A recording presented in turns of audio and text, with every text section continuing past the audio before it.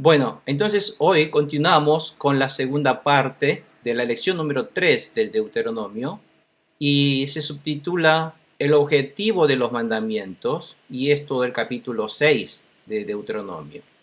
Y si leemos la primera pregunta, dice, ¿para quiénes son los mandatos, los preceptos y las normas que Dios ha dado? ¿Y qué bendición se recibe al cumplirlas? Nosotros la semana pasada hemos visto que Moisés, en su segundo sermón hacia los líderes israelitas, le está recordando todo lo que el Señor le había dado a él, los mandamientos que le había dado a él hace 40 años atrás en el monte Sinaí. Por lo tanto, le está diciendo esos mandamientos, nuevamente refrescándole a los líderes religiosos, que en este caso sería a través de este segundo sermón. Porque se acuerda, de la semana pasada vimos que Moisés les hizo recordar los 10 mandamientos y este capítulo 6 vendría a ser un poco como unas exhortaciones de Moisés hacia Israel. Y dice el versículo 1, estos son los mandamientos, preceptos y normas que el Señor tu Dios mandó que yo te enseñara, para que los pongas en práctica en la tierra la que vas a tomar posesión, para que durante toda tu vida tú y tus hijos y tus nietos honren al Señor tu Dios, cumpliendo todos los preceptos y mandamientos que te doy, y para que disfrutes de larga vida. Escucha, Israel, y esfuérzate en obedecer, así que irá bien y serás un pueblo muy numeroso en la tierra donde abunda la leche y la miel, tal como te lo prometió el Señor, el Dios de tus antepasados. Bueno, este es el mensaje que le está dando Moisés. Podemos decir que las palabras de mandamientos de Dios son dados para el pueblo de Dios, quienes han sido salvos por Dios, y para no solamente para la generación actual, sino para todos sus descendientes que van a entrar a la tierra prometida, es decir, todas sus generaciones futuras. O sea que las palabras y los mandamientos de Dios son también válidas de ahora en adelante también para nosotros y para toda nuestra generación futura, porque las palabras y los mandamientos de Dios que ahora están dados para el pueblo de Israel, y sabemos que nosotros somos el Israel espiritual, y porque nosotros somos un pueblo que ha sido rescatado y salvo por Dios, nosotros hemos sido rescatados de la esclavitud del pecado y somos también tan válido este mensaje para nosotros como al pueblo de Israel. Y es tan válido para nosotros mismos o para todos nuestros hijos, nietos y nuestros futuros descendientes. Por lo tanto, dijimos que esta palabra de Dios era un pacto que ha alcanzado no solamente a nosotros, sino a toda generación futura nuestra, a todo el pueblo de Dios y todas sus generaciones futuras. Y las palabras de Dios no son para simplemente para escucharlas nada más, no es solamente para conocerlas, sino es para ponerlas en práctica. Está entonces Moisés exhortándole al pueblo de Israel para que no solamente escuchen, sino hay que ponerlas en práctica. ¿Por qué? Porque al cumplirlas, cuando se pone en práctica, se recibe la bendición. Es decir, la bendición de Dios no viene con solamente conocerla. La bendición de Dios viene por cumplirlas y poner en la obra. Porque si nosotros decimos que tenemos fe, pero si esa fe no la ponemos en práctica, esa fe de nada vale. Por eso dice en Jacobo que la fe sin obras es muerta. Es decir, no solo basta con conocerla, porque la obra de Dios se lleva a cabo a través de nuestras obras de acto, nuestra acción. Ustedes se acuerdan cuando los israelitas estaban frente al Mar Rojo para cruzar y atrás de ellos venía el ejército del faraón. Entonces, los israelitas, ¿qué empezaron a hacer? Los israelitas empezaron a llorar, a clamar. Pero ¿por qué tendría que ponerse así si ellos conocen quién es Dios? Los israelitas sabían que Dios es un Dios todopoderoso que ha castigado con las 10 plagas terribles a Egipto. Y los israelitas sabían muy bien que Dios es un Dios todopoderoso que los sacó de Egipto para traerlos allí. Pero cuando se vio frente a una dificultad como el Mar Rojo, si bien conocía acerca de Dios, sabían acerca de Dios, pero en ese momento en el cual tendría que creer en la palabra de Dios, empezaron a temblar, empezaron a llorar, empezaron a protestar contra Dios, ¿para qué nos traíste hasta aquí para matarnos aquí en el desierto? Preferiríamos estar de esclavos en Egipto, pero ¿por qué nos sacaste de allí? Bueno, fíjense que en el momento oportuno, en el momento crucial, en el momento crítico, es donde debemos poner en obra esa fe. Y justamente en ese momento es cuando, en un momento crítico, tenemos que empezar a recordar sobre nuestro Dios, tener fe en la palabra de Dios, estar seguro y la convicción de que Dios nos sacará de este problema. En vez de tener esta fe que debe obrarla poniendo en práctica, ellos empiezan a protestar, empiezan a quejarse, empiezan a llorar. Por lo tanto, eso no es la fe. Por más que uno sea conocedor de la palabra de Dios, pero si no la ponemos en práctica en el momento oportuno, crucial, en el momento crítico, de nada vale esa fe. Por eso, el de cumplirla es condición necesaria para que esa fe sea aprobada por Dios. En ese momento, cuando uno pone en la práctica, pone en obra esa fe, entonces viene la bendición de Dios. La bendición de Dios que promete es de una larga vida. Larga vida es larga existencia, es una bendición prolongada, por eso decimos que es una vida eterna, porque es eternamente bendecida a través de la fe en Jesucristo, y la bendición de ser numerosos en la tierra donde abunda la leche y la miel. Es decir, Dios está prometiendo que esa bendición va a ser aumentar en números, aumentar en cantidad de habitantes en la tierra donde Dios va a darle la abundancia de la leche y la miel. Acá, la leche y la miel se refiere a la abundancia, por ejemplo, cuando hay mucha leche, ¿de qué se refiere? De que hay mucho ganado, ¿no es cierto? Por eso, cuando dice que es una tierra de mucha leche, significa que es una tierra apta para la ganadería, que ustedes van a tener muchos ganados, van a poder criar muchos ganados en esa tierra y van a tener mucha leche de donde tomar. Y la miel, en realidad, no es porque van a tener todos una apicultura en ese lugar, no es que van a empezar a criar abejas, sino la miel ustedes saben que es un poco el fruto de las abejas, ¿cierto? Ustedes saben que las abejas son las que empiezan a fecundar las flores para que en los árboles den fruto. Por lo tanto, la miel no solamente necesariamente significa que sea una apicultura, sino se refiere a todo tipo de agriculturas y a todo tipo de esos frutos de los árboles que les darán. Por ejemplo, ustedes saben que en Israel estaban llenos de esas palmeras de dátiles que son frutos dulces, esas uvas que son dulces, que también es debido a la abeja que empieza a fecundar las flores para que den frutos.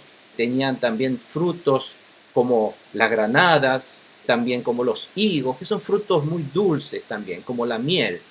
Entonces, de alguna manera está representando la leche y la miel, no solamente por la leche y la miel, sino son simbolismos metafóricos que se refiere a que van a tener unas tierras aptas para la ganadería y la agricultura, donde van a tener muchos frutos también de los árboles. Eso es lo que va a tener en Canaán, en la tierra prometida. Pero nosotros aprendimos en Éxodo, ¿se acuerdan? Que la intención de Dios no es llevar a la tierra prometida porque en ese lugar va a haber abundancia, sino la intención de Dios es que el pueblo de Dios tenga fe en Dios y obedezca la palabra y los mandamientos de Dios para que tuviese esa abundancia y la leche. Porque Dios mismo dijo, yo soy el que le doy la lluvia a ustedes. Por lo tanto, yo soy el que le doy a ustedes la abundancia, dijo Dios. Por lo tanto, no es la tierra la que da abundancia, sino esa tierra, aunque sea una tierra seca, árida, pero si Dios está con ellos y Dios le da la lluvia a ellos, entonces ellos van a tener la abundancia que necesitan. Eso es lo que está diciendo. Pero ¿cuándo cumple eso? Dios da abundancia a ellos al cumplir la palabra de Dios. La pregunta número 2 dice, ¿cómo es Dios quien nos ordena estas leyes? Entonces continúa diciendo Moisés, escucha Israel, el Señor nuestro Dios es el único Señor. Como diciendo, escucha Israel, nuestro Dios Jehová, en ese momento, o Yahvé, lo que fuera, es uno, es un Dios único, le está diciendo. Aquí, cuando le dice escucha Israel, la palabra escuchar significa no solamente oír nada más, sino significa hacerle caso. Cuando dice escucha a tu padre, escucha a tu madre, ¿qué es lo que está diciendo? Que ponga en práctica, que le obedezca a su padre, a su madre. Por lo tanto, cuando dice escucha Israel, significa Israel, hágale caso a Dios y pongan en práctica sus mandamientos. Eso es la palabra escucha. Y además le está diciendo, el Señor nuestro Dios es el único, es decir, nuestro Dios es el único y verdadero Dios, que no existe otro. Por lo tanto, no vayan a buscar en otro lugar su felicidad, sino es nuestro Dios, el único y verdadero Dios, en donde ustedes podrán recibir la abundancia y satisfacer todas sus necesidades. Es el único Dios. No hay otro lugar, es el único Dios Jehová en el cual ustedes van a tener que creer, está diciendo. Y además lo que está diciendo aquí, que nuestro Dios sabemos que es un Dios plural, es un Dios Trinidad, es un Dios Padre, Hijo y Espíritu Santo. Pero a su vez, al decir que es un Dios uno, que es único, que está los tres, Padre, Hijo y Espíritu Santo en unidad y que forma un uno, eso también está diciendo aquí. Pero esta Trinidad a su vez está en perfecta unidad y es uno a su vez, lo cual significa que es único, que no hay otro. Por lo tanto, está diciendo Moisés a Israel, este Dios es el que ustedes tendrán que adorar, porque de él viene toda vuestra bendición. Y la pregunta número 2 siguiente dice, ¿cómo debemos amar a este Dios? ¿Qué se debe hacer para cumplir con todo tu corazón y con toda tu alma y con toda tu fuerza? Dice. El versículo 5 dice, ama al Señor tu Dios con todo tu corazón y con toda tu alma y con todas tus fuerzas. Y aquí vamos a un poco prestar atención en el idioma original de lo que significa este versículo 5, porque cuando dice ama al Señor tu Dios con todo tu corazón, la palabra tu corazón es levab. Levab significa corazón, pero cuando dice que nosotros debemos amar a Dios con todo corazón, ¿qué significa? Que debemos amar con toda nuestra mente. ¿Cómo amamos a Dios con el corazón? Porque es una manera figurativa. Porque en realidad lo que nosotros debemos amar es a través de nuestra mente. Y cuando dice con toda tu alma, la palabra alma utilizó la palabra acá nefesh. Entonces sabemos que nefesh es alma, espíritu. Por lo tanto, cuando decimos alma, con toda verdad, significa con toda voluntad, intención, tenemos que amar a Dios con todo esfuerzo. Y cuando dice tus fuerzas, la palabra fuerza, dice meod, la palabra utilizada en fuerza, meod, significa fuerza o el poder físico. Por lo tanto, si nosotros recapitulamos estos tres términos, significa que por lo tanto amar a Dios es cumplir primero sus mandamientos. ¿Cómo amamos a un Dios invisible? ¿Cómo podemos amar a un Dios que ni siquiera podemos ni ver ni tocar? La manera de amar al verdadero Dios nuestro es a través de cumplir sus mandamientos, porque esa es la manera de amar a Dios. Pero para cumplir sus mandamientos, que la manera de amar a Dios, dice que lo debemos a cumplir estos mandamientos con todo corazón, con todo el alma y con toda fuerza. ¿Por qué?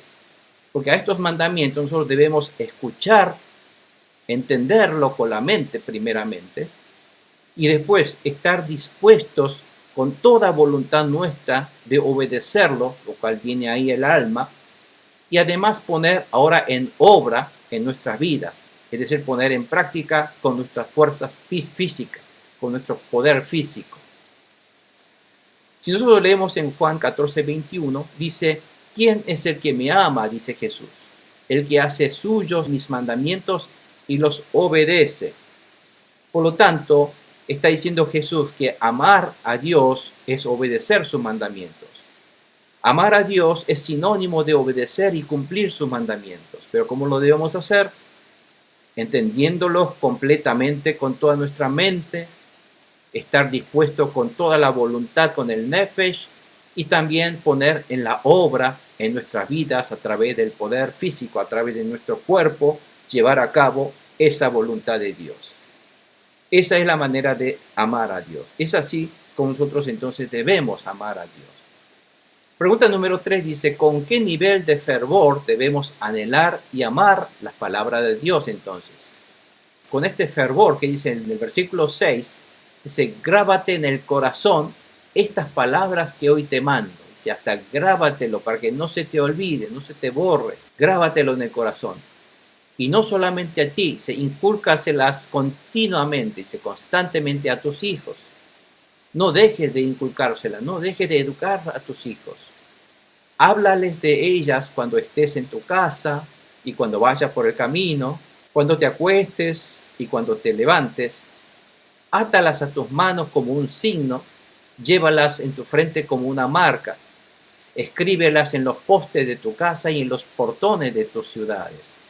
Bueno, con tal fervor, de tal manera, nosotros debemos amar a las palabras de Dios, porque amar a la palabra de Dios es amar a Dios. Pero entonces, ¿cómo debemos amar? Primeramente, grabarlos en el corazón de uno y educar, recordarles constantemente, continuamente, en todo momento, esté donde esté, no importa dónde esté y qué estés haciendo. ¿Hacia quién? Hacia tus descendientes, hacia tus hijos, nietos y sus descendientes.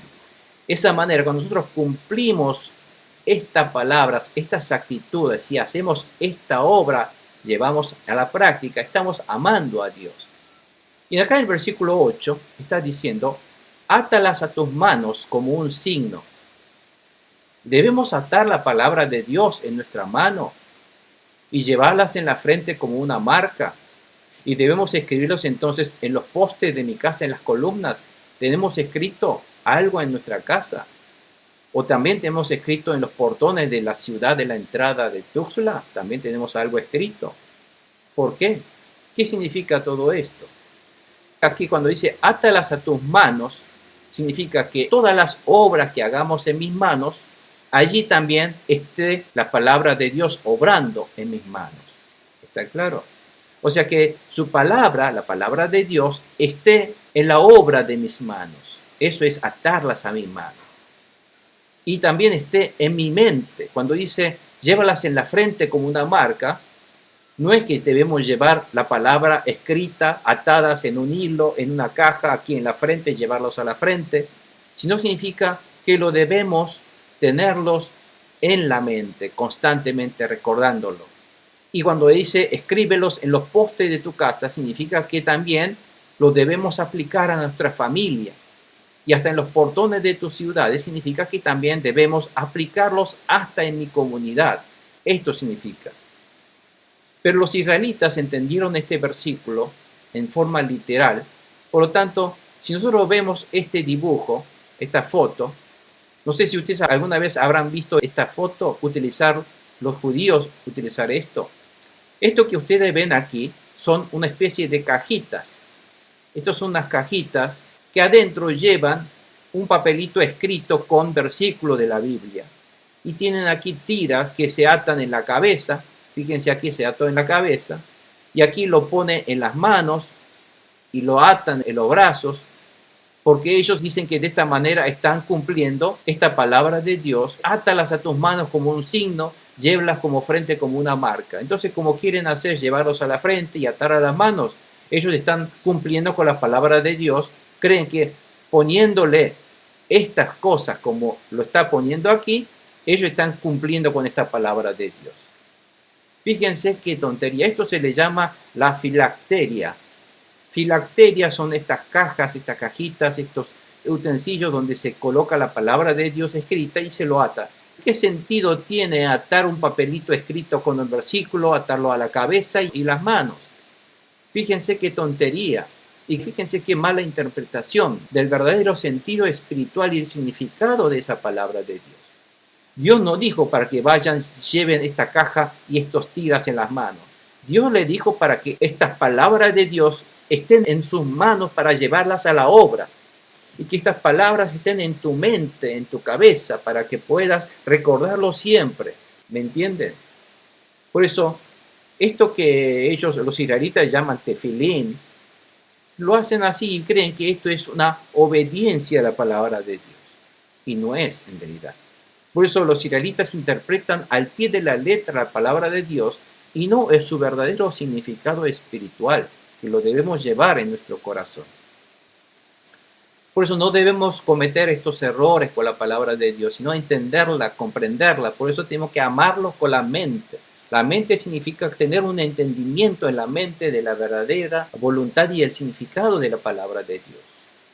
Y después tener un corazón dispuestos a hacer esa voluntad de Dios y respetarla. Eso es con todo tu alma.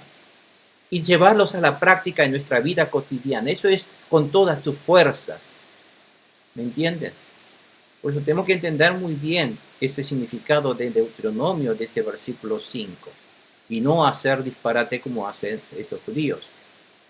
Y la pregunta número 4 dice, ¿cuál es la bendición que recibirán los israelitas cuando entren a la tierra de Canaán y en qué deberán ser cuidadosos? Dice Moisés, el Señor tu Dios te hará entrar a la tierra que les juró a tus antepasados Abraham, Isaac y Jacob. O sea que estén seguros que ustedes sí van a entrar a la tierra. Y es una tierra con ciudades grandes y prósperas que tú no edificaste. Esas ciudades están allí y con casas llenas de toda clase de bienes que tú no acumulaste, con cisternas que tú no cavaste. Allí hay viñas, hay olivares que tú no plantaste, pero que todo eso Dios te lo va a dar. Eso que vas a gozar cuando entres en esa tierra, donde otros lo hicieron, pero aquí dice, tú no lo hiciste, tú no lo cavaste, tú no lo acumulaste, pero todo eso lo vas a recibir tú. Toda la bendición que tú vas a gozar no es debido a tu propio mérito, sino es algo que Dios te lo va a dar como un regalo. Y dice, cuando comas de ellas y te sacíes, dice, cuando estés satisfecho en ese lugar, cuídate de no olvidarte del Señor. Aquí la advertencia de Moisés es que cuando tengas todas esas cosas que para ti ahora es, fíjense que ellos, los israelitas, están gozando de toda esa bendición que Dios les ha dado. ¿Y qué dice? Porque tengas todo eso, no cometas el error de olvidarte de tu Señor, ese Dios que te sacó de Egipto. O sea, no te olvides de la salvación que Dios te ha dado y la tierra de donde viviste en esclavitud. Dice, teme al Señor tu Dios, sírvele solamente a Él y jura solo en su nombre.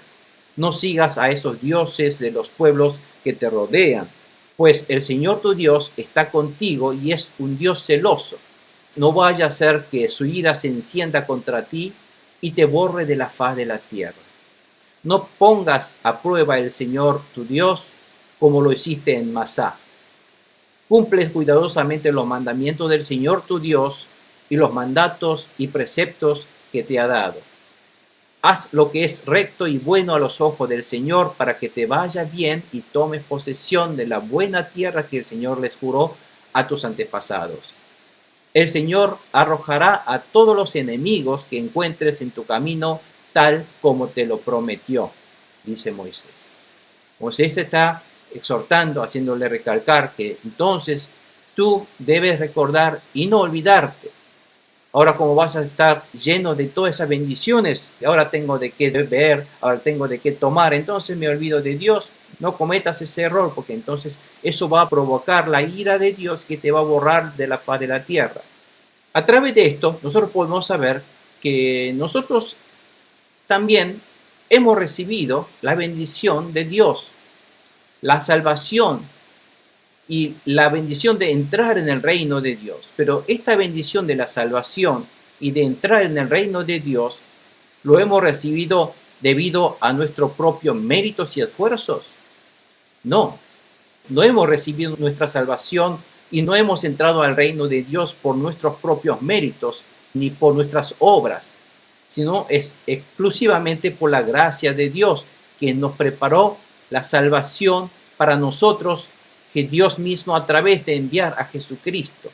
Es decir, la salvación, hermanos, que hemos recibido, no lo hemos recibido por nuestro esfuerzo y mérito. La salvación que hemos recibido fue todo preparado a través de Jesucristo y fue un regalo de Dios hacia nosotros. De la misma manera como los israelitas ahora van a entrar a la tierra prometida y van a recibir esas casas, esos viñedos, esos olivares, pozos de agua que ellos no hicieron nada para obtenerlo, pero lo obtuvieron, ¿no es cierto? Eso significa que nosotros también hemos recibido toda la bendición de Dios, de la salvación y el de entrar al reino de Dios, no porque nosotros hemos hecho esfuerzo para obtenerlo, sino es un regalo, es algo que Dios lo preparó y que Dios nos ha dado a nosotros. ¿Está claro esto, hermano? ¿Por qué está diciendo esto? Por lo tanto, nosotros estamos gozando de toda una bendición que no hemos hecho nada nosotros, ningún mérito nuestro, es todo de Dios.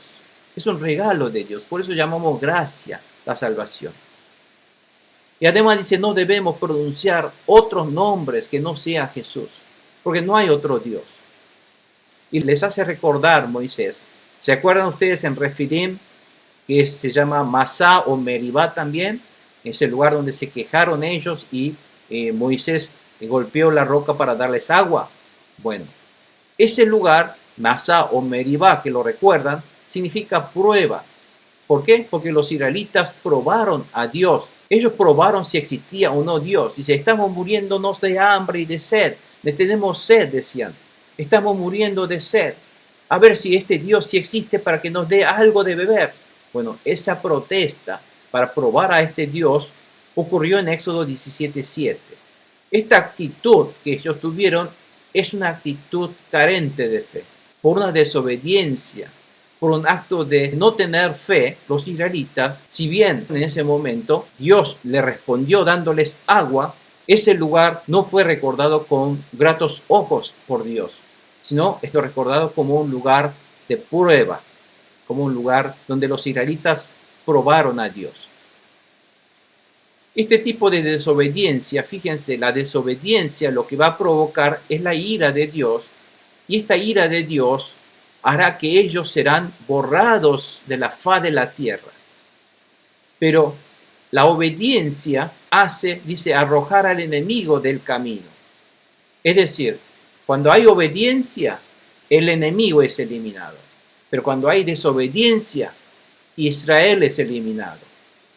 Por lo tanto, Moisés le está diciendo, no desobedezcan a Dios, obedezcan a Dios. La pregunta número 4 siguiente dice, ¿qué deberán ellos enseñar cuando los descendientes de Israel pregunten qué significan las palabras dadas por Dios? ¿Qué son todos estos reglamentos y normativas? Entonces deberán explicarle, dice, en el futuro cuando tu hijo te pregunte qué significan los mandatos, preceptos y normas que el Señor nuestro Dios les mandó, le responderás, en Egipto nosotros éramos esclavos del faraón, pero el Señor nos sacó de allá con gran despliegue de fuerza. Ante nuestros propios ojos el Señor realizó grandes señales y terribles prodigios en contra de Egipto, del faraón y de toda su familia. Y nos sacó de allá para conducirnos a la tierra que a nuestros antepasados había jurado que nos daría. El Señor nuestro Dios nos mandó temerle y obedecer estos preceptos para que siempre nos vaya bien y sigamos con vida. Por largo tiempo, sigamos con vida. Y así ha sido hasta hoy. Y si obedecemos fielmente todos los mandamientos ante el Señor nuestro Dios, tal como nos lo ha ordenado, entonces seremos justos. Con estas palabras deberían enseñar, recordar a los descendientes, dice Moisés. Debemos enseñar a nuestros descendientes que hemos sido salvos de nuestros pecados, de la esclavitud de nuestro pecado, por la obra de la salvación preparada exclusivamente por Dios y no por nuestros méritos, a través de nuestro Señor Jesucristo, y hacer obedecer sus mandamientos. Y esta es la tarea que debemos estar abocados para amar a Dios. ¿Cómo podemos demostrar nuestro amor a Dios? A través de cumplir sus palabras y recordar, primeramente recordar nosotros, grabarnos en nuestra mente y recordar que nosotros hemos sido salvos a través de la obra que Dios preparó a través de Jesucristo en la cruz de Calvario, y además hacerles saber y obedecer todos estos mandamientos a todos nuestros descendientes futuros. Y eso es así como se ama a Dios. ¿Está claro, amados hermanos? Fíjense, en el primer mensaje, en el primer sermón de Moisés y en el segundo sermón de Moisés, ¿cuál es el tema central de Moisés? ¿Cuál es el tema central que Moisés constantemente está recordando a través de sus mensajes y sermones? es que obedezcan a las palabras de Dios y que no se olviden del amor de Dios y que no se olviden de la salvación que Dios les ha dado a ustedes y transmitan este mensaje a toda su generación futura. Fíjense, este es el centro del mensaje del sermón de Moisés. ¿Por qué? Porque justamente eso es lo que los israelitas no van a hacer. Como muchos de nosotros también, algún día vamos a olvidarnos de eso. Por lo tanto, es importante que nosotros debemos entender esto, conocer con todo corazón y con todo alma y con toda voluntad de respetar esta palabra de Dios y llevarlos a la práctica, no solamente en mi generación, sino a toda nuestra generación futura.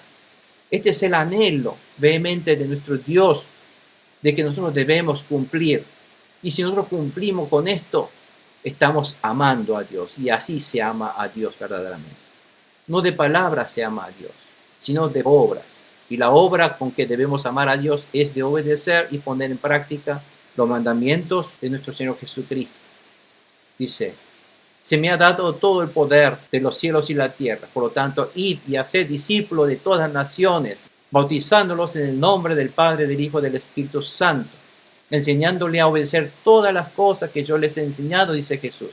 Vean que yo estaré con ustedes siempre hasta el fin del mundo. Y en ese estado nosotros tenemos que cumplir esta palabra y el mandamiento de Jesucristo.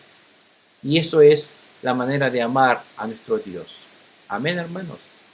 Vamos a recapitular un poco con esto a través de recuerda. Dice: las palabras de Dios no es una sugerencia, sino es un pacto, es un contrato, tal que la parte que no cumple es responsable de la penalidad que debe recibir, y es la muerte.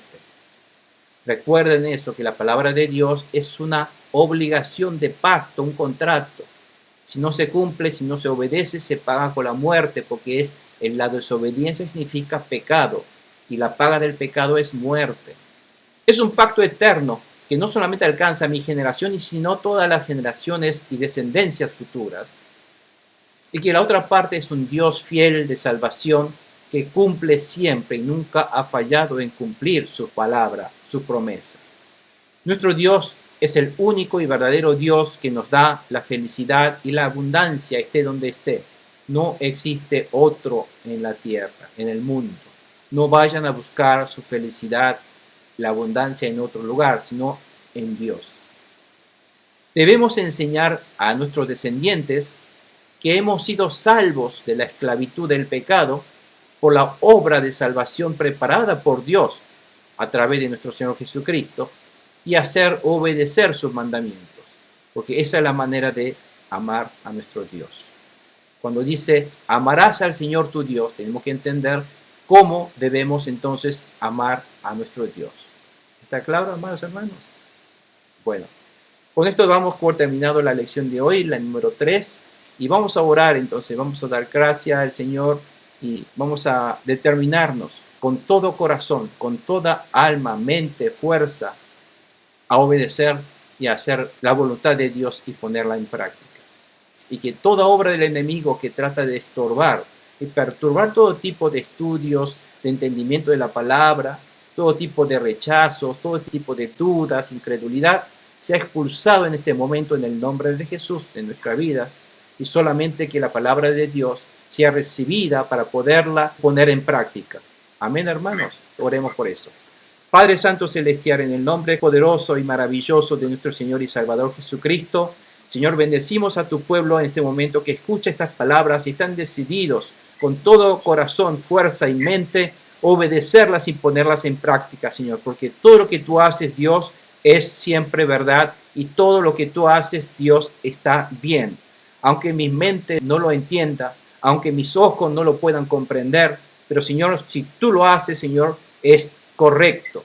Todo lo que tú haces, Dios, mi Dios amado, es lo correcto y es lo mejor. Por lo tanto, te adoramos, te exaltamos, Señor, por todo lo que has hecho en nuestra vida, con la bendición a través de nuestro Señor Jesucristo, de perdonarnos de todo nuestro problema eterno del pecado, de la muerte eterna, Señor. Tú nos has sacado de esa muerte eterna para llevarnos a tu tierra prometida, a tu lugar donde tú estás gobernando, Señor, entre nosotros, en este reino maravilloso de Dios, donde hay abundancia espiritual, tanto en nuestro corazón material, Señor, que tú nos proveerás, pero primeramente haremos tu voluntad, Señor, todo tu reino y voluntad será nuestro objetivo, y para que tu palabra se cumpla y haga realidad, como tu voluntad se ha hecho en el reino de los cielos, también, Señor, aquí sobre la tierra se haga presente en mi vida y en nuestra vida, Señor. En el nombre de Jesús, te damos las gracias por estas palabras, y gracias, Señor, en el nombre de Jesús reprendemos y rechazamos todo tipo de incredulidades, todo tipo de negligencias en entender y escuchar la palabra de Dios. Señor, ayuda a que todos los otros hermanos también puedan incorporarse al estudio y entender estas palabras y poder decidirse a ponerlas en obra y en práctica para tu gloria, y así puedan recibir la bendición que tú tienes preparado para ellos. Gracias, mi amado Padre, en el nombre de Jesús te damos las gracias y te bendecimos tu maravilloso nombre de salvación, Jesús. Gracias, Jesús, por estar eternamente entre nosotros. Gracias, Espíritu Santo, por darnos a conocer todas estas verdades y por ayudarnos a poner en obra y llevar a cabo tu misión de llevar el Evangelio a los que no conocen. Gracias otra vez en el nombre de Jesús te damos. Amén, amén, amén.